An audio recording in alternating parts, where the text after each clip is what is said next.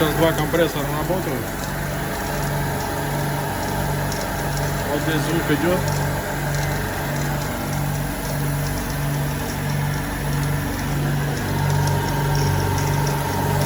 Вот с этой штуки.